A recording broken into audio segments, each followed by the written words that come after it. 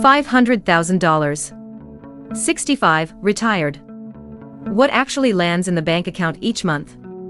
Not the balance, the deposit. Run the real rules, and it's about $3,157. Here's every step, and the 3 surprises inside it.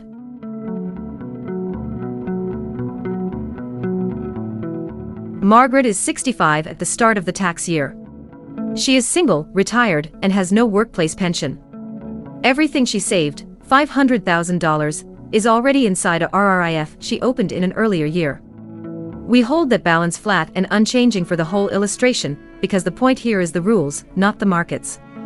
She gets the full old age security pension, and her CPP happens to match the national average for new beneficiaries at 65. 2 things I'm going to say out loud now rather than bury. Margaret is illustrative, she is a worked example, not a typical person. And every tax figure in this video is federal income tax only, your province adds its own on top, and we are not computing it. First, what a RRIF even is, because the word does a lot of hiding. In the year you turn 71, the Act says an RRSP has to be dealt with in one of 3 ways: withdraw it, buy an annuity with it, or move it into a RRIF. What the RRIF adds is a floor, a minimum you have to take out each year, calculated against the fund's value at the start of that year using a factor the regulations fix by age. And every dollar that leaves it lands in your income for the year. Nobody has to wait for 71, plenty of people convert earlier, and Margaret is one of them. Most people believe a RRIF means the government starts draining the account. Here is what it actually says. The withdrawal you are forced to take each year is the balance at the beginning of the year, multiplied by a factor written into the income tax regulations. And for anyone under 71, that factor is not in a table at all, it is a formula, 1 divided by 90 minus your age. Margaret is 65. 90 minus 65 is 25. 1 divided by 25 is 4%. 4% of $500,000 is $20,000. That's the whole obligation for the year. Not half the account. 4%. One detail worth knowing, because it changes the first year. In the year you actually open the RRIF, the minimum is nil. And the age the formula uses is your age at the start of the year, so someone who turns 65 in June is still 64 for this purpose. If you're wondering when any of this becomes compulsory, that's the year you turn 71, and there's an earlier video that walks the whole conversion through. Tap the card on screen now, I'll wait. Now the government's side. Margaret's CPP matches the average for new beneficiaries starting at 65, which is $877.01 a month. Held flat across 12 months, that's $10,524.12 a year. Then old age security. This quarter, the maximum for someone aged 65 to 74 is $751.97 a month. Over 12 months, just over $9,000. 2 caveats, both real. OAS is adjusted every quarter, not once a year, so annualizing 1 quarter's rate is a simplification. And this figure is the full pension. Living in Canada, the floor is 10 years of residence after age 18, and with fewer than 40 you receive a partial pension instead. Add the 20,000 from the RRIF, 10,500 from CPP, 9,000 from OAS. $39,547.76 before tax. And every dollar of it is taxable income, the RRIF money, because the Income Tax Act puts registered plan withdrawals into income as a benefit, the CPP and OAS because they always were. That is the number the rest of this video is about. If the arithmetic so far has been useful, subscribe, and tap the bell as well, because the bell is the part that actually makes the next one show up for you. Federal only as promised. For the 2026 tax year, the lowest federal rate is 14%, and the next bracket up doesn't start until $58,523 of taxable income. Margaret is nowhere near it, so her whole income is taxed at that one rate. 14% of $39,500 is $5,536.69. Except almost nobody pays that, because of 3 credits she gets automatically. The basic personal amount, $16,452 for 2026. The age amount, which exists purely because she is 65 or older, $9,208. And the pension income amount, for her, the lesser of $2,000 and her eligible pension income. Watch where those three land, because it is not where most people expect. They do not shrink her income. The income the tax is calculated on stays exactly what it was.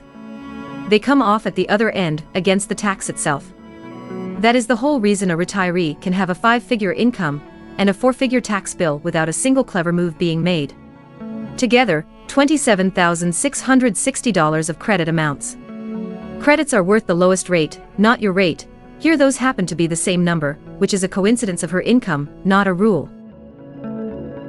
14% of $27,660 is $3,872.40 knocked straight off the tax.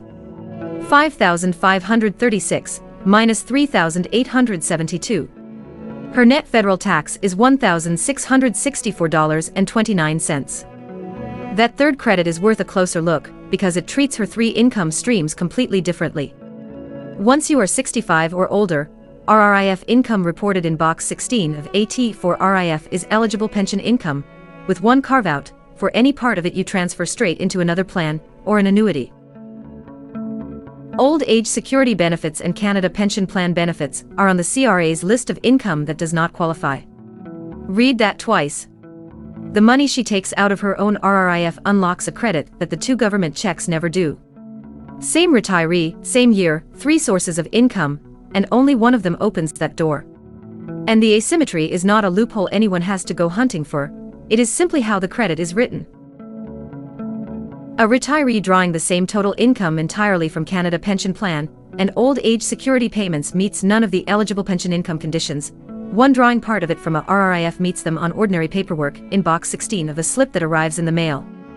Which of these surprised you more, that the forced withdrawal is only 4%, or that the federal tax on nearly $40,000 of income comes to under $2,000? Tell me in the comments. The split so far has been closer than I expected. $39,547 in, $1,664 out. $37,883.47 after federal tax. Divide by 12, about $3,157 a month. And the rate she actually paid, across her whole income, is 4.21%. Not 14. 14 is what the next dollar costs her, 4.21 is what the whole year cost her. Those two numbers get confused constantly, and the gap between them is exactly what the credits did. Two of this channel's least popular numbers do not touch Margaret at all, and it's worth seeing why. Old age security repayment starts once income passes $93,454 for the recovery period running now, and takes back 15 cents of every dollar above it. She is $53,906.24 below that line. Tap the card for the full OAS clawback episode if that's the line you're near. And at the other end, the guaranteed income supplement, which stops entirely for a single recipient once annual income reaches about $22,800. Her income is well past it, so she receives none. Tap the card above now if you want to see what that 50-cent reduction does to the people who are below that line. It is the harshest arithmetic on this channel, and it lands on the smallest incomes. Here is the one that does reach her, and it has no nickname. Suppose Margaret's CPP were the maximum instead of the average, $1,507.65 a month for 2026, or $18,091.80 a year. Her total income becomes $47,115.44. That crosses a line. The age amount starts shrinking once net income passes $46,432, and the Income Tax Act reduces it by 15 cents for every dollar above that.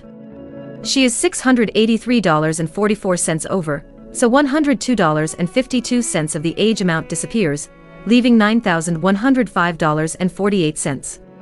15 cents on the dollar inside a tax credit, with no announcement and no name. It's the same shape as the OAS clawback, it just happens earlier and quieter. And note how a viewer arrives there, delaying CPP raises it by as much as 42%. Tap the card on screen now for that one, it walks the whole delay decision through, and it is worth seeing before you weigh it up, because the bigger check starts eroding this credit on the way up. One last frame around all of it. Statistics Canada's life tables put remaining life expectancy at 65 at about 22 years. So that $3,157 a month is not a one-year answer, it's the opening line of a roughly two-decade arithmetic problem, and this video has deliberately not modeled growth, inflation, or what happens to the balance. Those need assumptions. These were rules. And notice which of the three surprises actually moved the number. Not the forced withdrawal, 4% is a floor, and a lower one than most people brace for. Not the clawbacks, neither one reaches this income at all. It was the credits, which are the part nobody puts in a headline. What we did show, the forced withdrawal at 65 is 4%, the credits took the federal rate on nearly $40,000 down to 4.21%, and the erosion that reaches this income first is the age amount, not the OAS clawback. Federal tax only, throughout, your province adds its own. This video is education, not financial, tax, or legal advice. Everyone's situation is different, so talk to a licensed professional before making decisions.